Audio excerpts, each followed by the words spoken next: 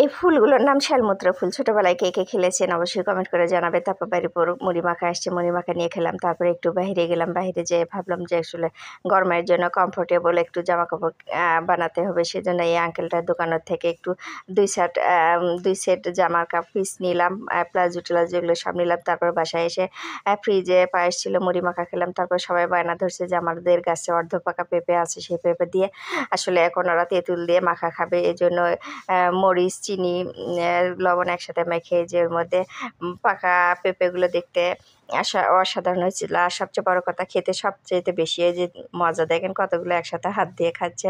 তারপরে এখন বাড়িতে একটা ঘুঘু পাখি পড়ছিল, সেটা নিয়ে একটু খেলাধুলা করলাম, আমরা সবাই মিলে মজা করলাম। আর এখানে আমার আম্মু মাছের চচ্চড়ি করবে সাজনা দিয়ে, সেজন্য মা কড়াই সব কিছু দিয়ে মেখে নিচ্ছে চচ্চড়িটা।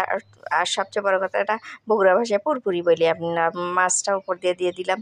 মাছটা আসলে খেতে খুব অসাধারণ হয়েছিল। দেখেন পুরপুরিটা যেরকম কালার, খেতেও মাশাআল্লাহ অনেক ভালো হয়েছিল, আলহামদুলিল্লাহ।